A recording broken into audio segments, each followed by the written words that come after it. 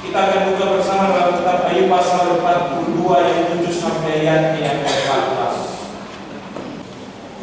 Ayub pasal 42 ayat 7 sampai ayat yang ke-17. Dan sebelum kita mendengarkan bagian firman Tuhan, mari kita tenang dan kita berdoa. Kita berdoa. Ya Allah yang Maha Kuasa, Allah pencipta langit dan bumi, Allah dalam nama Yesus firman yang hidup, kami ada bersama dalam satu persekutuan jemaat pada malam. Kami bersyukur Tuhan begitu baik bagi kami, memberi hidup itu bagi kami dan membuat kami ada dalam sukacita bersama di minggu pagi. Kami akan belajar di sekeliling firman-Mu. Kami minta kuasa dan campur tangan Tuhan menaungi dan memberkati kami. Buat kami supaya kami memiliki kerinduan besar untuk memahami firman-Mu, melakukan dengan kemenangan, sehingga kami menjadi berkat bagi orang lain. Pulihkanlah kami Tuhan dengan kuasa Roh Kudus, supaya kami benar-benar dipulihkan untuk memahami dan mengerti firman-Mu, menjadi bagian hidup kami di tengah-tengah dunia. Usir segala kuasa yang mengganggu kami, Roh Kudus terus ada di tempat ini dalam hati kami. Bersabar kepada kami Tuhan, karena kami siap mendengarkan sabda. Amin. Ayub pasal 42 ayat 7 sampai ayat yang ke-17 saya bacakan untuk kita sekalian demikian bunyinya. Keadaan Ayub dipulihkan. Setelah Tuhan mengucapkan firman itu kepada Ayub, maka firman Tuhan kepada Elifas orang teman, murkaku menyala terhadap engkau dan terhadap kedua sahabatmu, karena kamu tidak berkata benar tentang aku, seperti hamba-Ku Ayub. Oleh sebab itu, ambillah 7 ekor lembu jantan dan 7 ekor lembu jantan, dan pergilah kepada hamba-Ku Ayub, lalu mempersembahkanlah semuanya itu sebagai korban bakaran untuk dirimu. Dan baiklah hamba-Ku Ayub meminta doa untuk kamu, karena hanya permintaannya lah yang akan diterima, supaya aku tidak melakukan aniaya terhadap kamu, sebab kamu tidak berkata benar tentang aku seperti hamba-Ku Ayub. Maka pergilah Elifas orang teman, Bildad orang Suah, dan Sofar orang Naamah. Lalu mereka melakukan seperti apa yang difirmankan Tuhan kepada mereka, dan Tuhan menerima permintaan Ayub. Lalu Tuhan memulihkan keadaan Ayub setelah ia meminta doa untuk sahabat-sahabatnya, dan Tuhan memberikan kepada Ayub 2 kali lipat dari segala kepunyaannya dahulu. Kemudian datanglah kepadanya semua saudara laki-laki dan perempuan dan semua kenalannya yang lama, dan makan bersama-sama dengan dia di rumahnya. Mereka menyatakan turut berduka cita dan menghibur dia oleh karena segala malapetaka yang telah ditimpakan Tuhan kepadanya. Dan mereka masing-masing memberi dia uang 1 kesita dan sebuah cincin emas. Tuhan memberkati Ayub dalam hidupnya yang selanjutnya lebih daripada dalam hidupnya yang dahulu.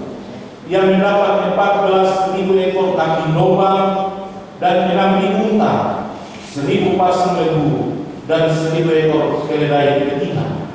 Ia juga mendapat 7 orang anak laki-laki dan 3 orang anak perempuan.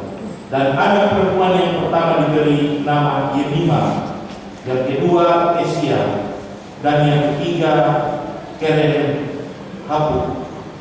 Di seluruh negeri tidak terdapat perempuan yang secantik anak-anak Ayub, dan mereka diberi ayah milik pusaka di tengah-tengah saudara-saudaranya laki-laki.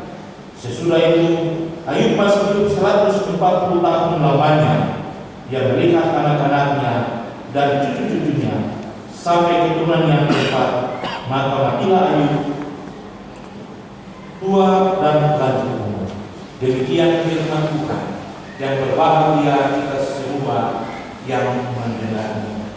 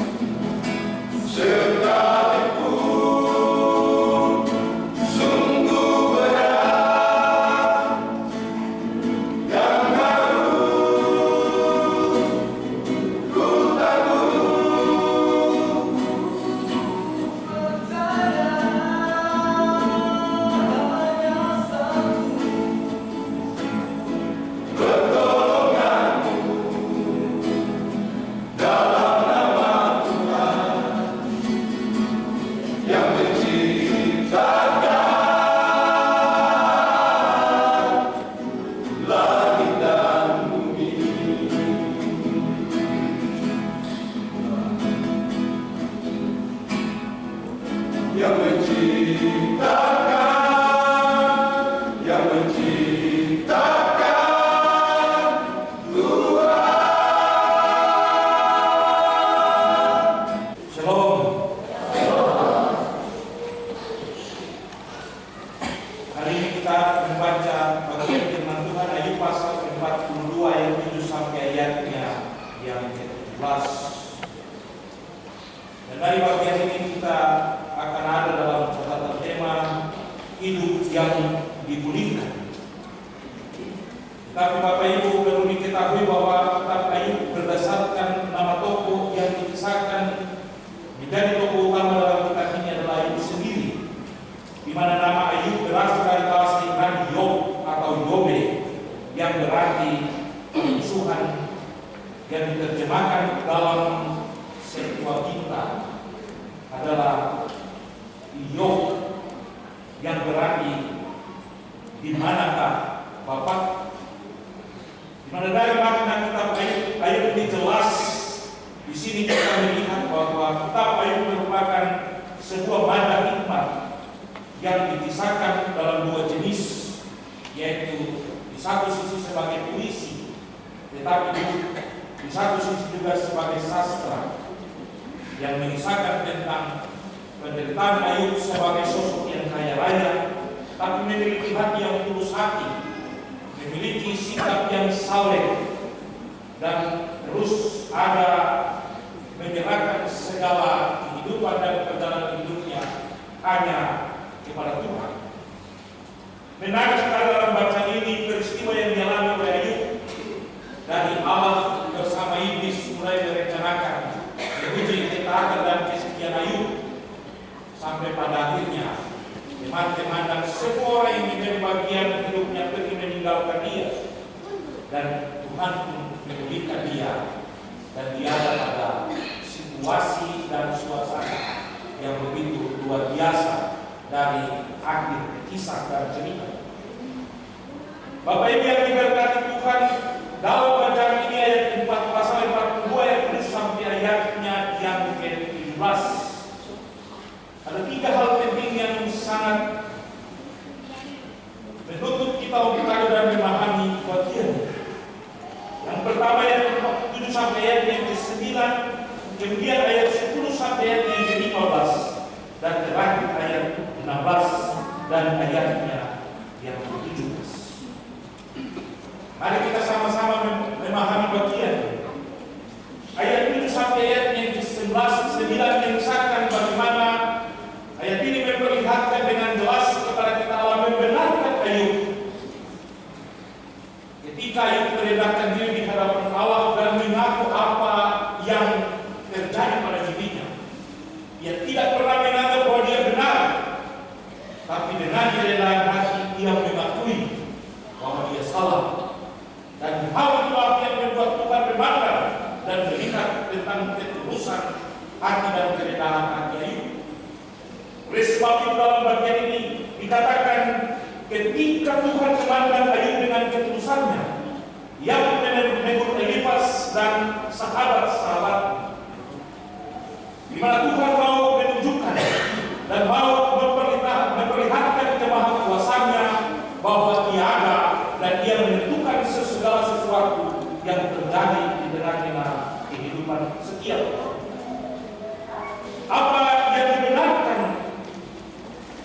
oleh Allah dan diperkatakan dalam kitab Ayub ini, sebuah pertanyaan yang harus membuat kita memikirkan tentang tindakan dan perbuatan Ayub yang membuat Tuhan memandang terlalu luar biasa sosok Ayub, di mana kebenaran Tuhan kepada Ayub terjadi ketika Ayub mengakui kedaulatan Tuhan atas hidup manusia dan alam semesta. Ayub berhenti bertanya tentang kehendak Tuhan atas dirinya, tapi dia mengakui bahwa Tuhan yang berdaulat dan Tuhan yang berkuasa atas segala sesuatu yang kita alami. Sebab kadang-kadang kita dalam setiap pencobaan kita selalu bertanya, Tuhan salah apa aku sampai aku ada seperti ini. Tapi kita lupa bahwa Tuhan yang menentukan dan mengatur semuanya. kita hanya berserah dan berpasrah kepadanya. Itulah sebabnya dalam bagian mengisahkan Ayub berhenti mengeluh dan menasihati dirinya, dan ia melepaskan semua dengan berkata, saya mencabut perkataanku dan menyesal aku duduk dalam debu dan debu api. Ayat 1 sampai ayat yang 6 dari pasal 42 kalau kita baca. Itulah sebabnya menjadi kebenaran dari Allah berikan kepada Ayub setelah Ayub mengakui dan melepaskan semua perkataan-perkataannya, karena teman-temannya datang, Elifaz dan teman-temannya datang dan mulai mengganggu pikiran Ayub. Percakapan dan segala pergumulan kalau kita baca terjadi banyak hal yang disampaikan. Namun ketika saatnya Ayub menyadari bahwa ternyata semua itu salah, maka dia bilang, aku mencabut kembali segala perkataan dan mengakui bahwa Tuhanlah yang berdaulat dan Tuhan yang melakukan segala hal menurut cara pandang Tuhan sendiri. Dan itu pun yang menjadi cara pandang Ayub dan teman-temannya tentang Tuhan jauh berbeda dengan apa yang dia alami di tengah-tengah penderitaan itu.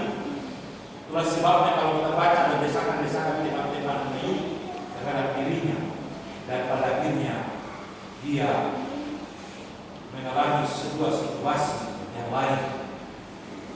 Bapak Ibu, ternyata dari sikap yang dialami oleh Ayub bersama saudara teman-temannya, kalau menetap dan menemukan cara berpikir seperti itu. Itulah sebabnya teman-teman Ayub ditegur langsung oleh Allah. Dan dalam teguran itu ada tindakan-tindakan yang dilakukan oleh Allah terhadap mereka. Dalam bagian ini kita baca disuruh harus ambil beberapa ekor lembu jantan, 7 ekor lembu jantan dan sedih meminta Ayub untuk berdoa. Dari bagian ini kita bisa melihat ternyata Allah punya cara yang luar biasa. Kalau Allah bilang bikin salah, dan sama harus tahu saya ini saja apa yang bisa saya buat.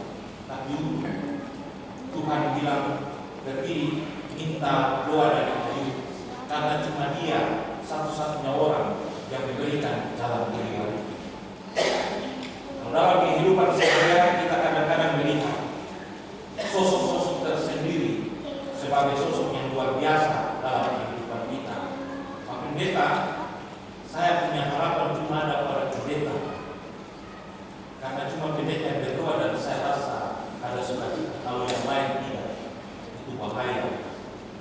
Nah, bagian firman Tuhan juga menjelaskan bahwa Tuhan memilih dan mendapatkan orang yang tepat bagi siapa yang harus diberikannya. Dan apa yang dialami oleh teman-teman Ayub membuktikan bahwa hanya Ayub yang dapat dipercaya oleh Tuhan untuk memberikan pemulihan terhadap teman-teman. Oleh sebab itu Bapak Ibu, dari pertanyaan ini mengajak kita semua bahwa Tuhan punya kehendak yang Tuhan mau kita sendiri yang membuat bertindak dan memiliki cara yang luar biasa untuk mendapatkan belas kasihan dari Allah. Itulah sebabnya pada bagian yang pertama ini ayat 7 sampai 9, apa yang dilakukan oleh Allah yang luar biasa dan menjadi hal yang harus kita perhatikan. Yang kedua, ayat 10 sampai ayat yang ke-15, di mana pada bagian ini Allah memperlihatkan bagaimana cara Allah memberkati dan memulihkan serta memberdayakan potensi atau talenta yang ada pada Ayub serta keluarganya. Ayub mengalami pemulihan. Ayub dikerjakan oleh Allah. Dikatakan setelah ia meminta doa dan sahabat-sahabatnya, Allah bertindak dan melakukan hal yang luar biasa. Pada bagian ini juga mau menjelaskan bahwa Allah mau supaya Ayub menunjukkan rasa belas kasihan dan mengasihi sahabat-sahabatnya, supaya Allah juga menunjukkan belas kasihan kepada Ayub. Kenapa? Pertanyaannya, kenapa sampai seperti itu? Ayub diminta mengasihi dan memberi sebuah simpati terhadap sahabat-sahabatnya, supaya Ayub juga bisa dipulihkan oleh Allah. Karena dalam cerita sebelumnya dikatakan bahwa sahabat-sahabat itu datang dan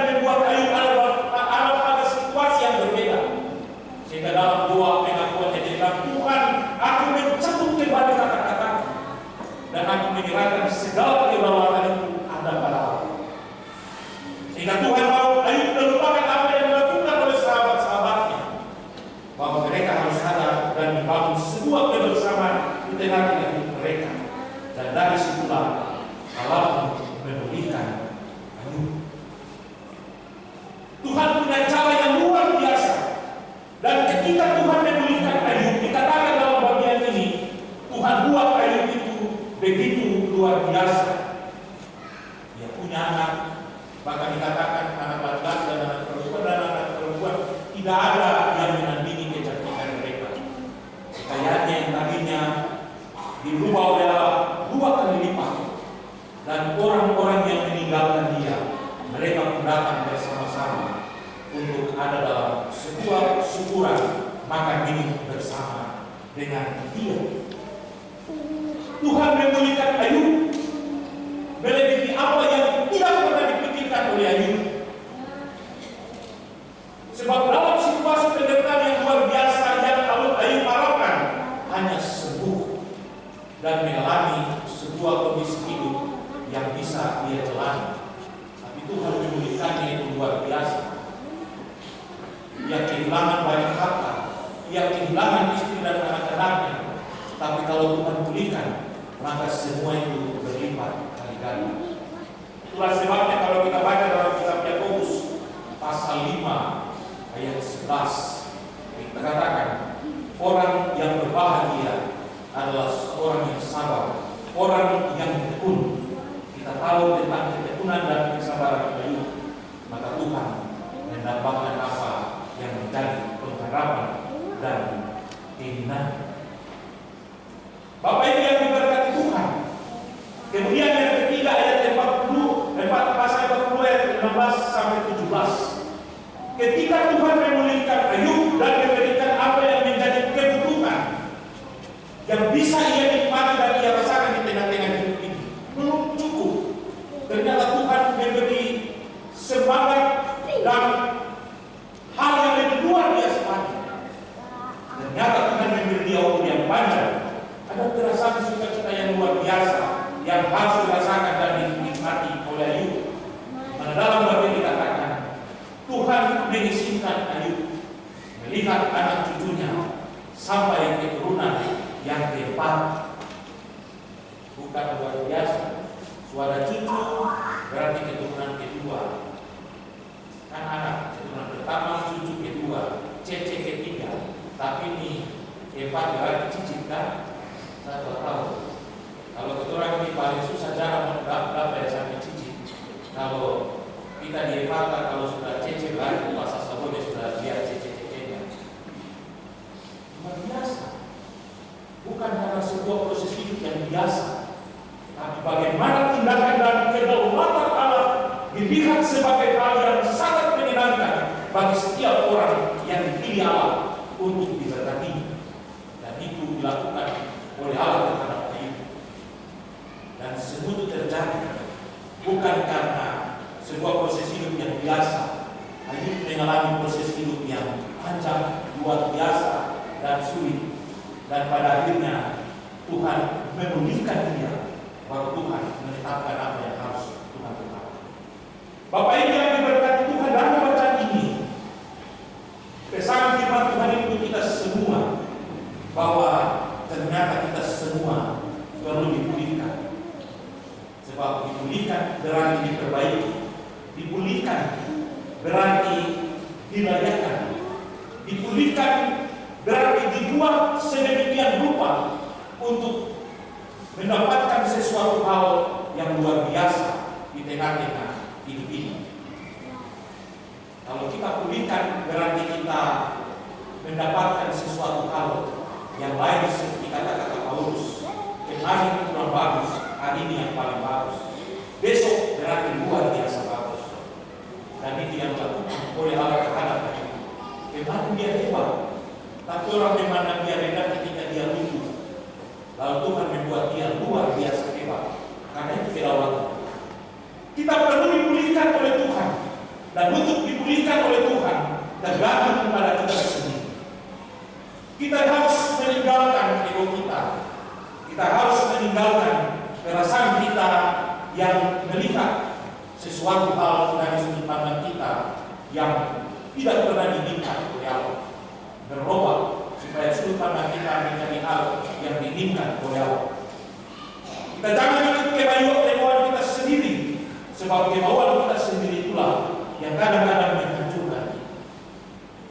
Ada pepatah atau ungkapan yang bilang, musuh yang paling berat adalah menyalahkan diri sendiri. Sebab kita bisa menyalahkan orang lain dan membuat kita sukacita. Tapi ketika kita tidak mampu menyalahkan diri sendiri, maka kita menciptakan kehancuran untuk diri sendiri. Kita mungkin menganggap apa yang kita buat itu atau kita bicarakan itu benar, tapi belum tentu orang lain menganggap bahwa apa yang kita buat dan kita lakukan itu benar. Dan itulah susahnya kita menyalahkan diri kita sendiri. Kadang-kadang kita mau orang dengan kita, tapi kita tidak mau dengan orang lain. Dan itulah yang dilakukan oleh Allah dalam pergumulan dan perjalanan hidup Ayub dan sahabat-sahabat. Merendahkan diri, berusaha dengan tulus, tapi dia digoda oleh sahabat-sahabat. Namun Tuhan masih memberi kesempatan bagi mereka untuk ada dan membangun hidup. Ada satu bahasa Civis Pacem Parabellum, siapa yang mau berdamai, hiduplah dalam terang. Untuk membangun kehidupan yang lebih baik, kita harus ada dalam terang. Bukan berarti bahwa pukul sampai nafas satu-satu, tidak. Kita bisa terang yang lain-lain, bisa terang pikiran, bisa terang bagi nasihat, bisa terang yang lain-lain yang baik. Dan dari semua terangan itu, kita bisa menciptakan sesuatu hal yang baik. Yang kedua, Tuhan mau menunjukkan kepada kita supaya kalau kita mau dipulihkan, kita harus sadar bahwa sesungguhnya kedaulatan Allah itu melebihi dari segala galanya. Tuhan yang berdaulat atas segala itu. Ayub dengan rendah hati mengakui, aku mencabut dan menarik semua kata-kataku, dan aku menganggap bahwa Tuhan itu ajaib bagi diriku. Kita baca ayat 1 sampai ayat yang ke-6, Bapak Ibu akan memahami semua. Kita menyerahkan kepada Allah sebagaimana Amsal dia bilang, manusia mengikuti jalannya, Tuhan yang menentukan arah. Supaya apakah kita bisa ditentukan oleh Tuhan, maka dia lanjut dengan kata-kata, serahkanlah segala perbuatan kepada Tuhan, maka terlaksanalah segala rencana. Itu yang kita butuhkan ketika hidup dan menjalani proses di tengah-tengah hidup. Yang jelas Bapak Ibu, kita semua rindu dipulihkan oleh Allah. Dan ketika kita dipulihkan oleh Allah, tergantung pada diri kita sendiri. Tapi kalau ego kita, keinginan kita, pikiran kita yang jauh daripada Tuhan masih menjadi bagian hidup kita, maka ayam punya gigi tubuh pun kita tidak pernah mengalami kemuliaan. Tapi dengan menyerahkan kedaulatan Allah, Tuhan bilang barang apa yang tidak bisa dia bikin, barang apa yang tidak bisa diatur, semuanya bisa diatur. Yang penting tergantung daripada kita sendiri. Tuhan memberkati kita, Tuhan akan membuat kita menjadi besar dan luar biasa, tergantung daripada kita sendiri. Dan semua itu karena kedaulatan Allah. Amin.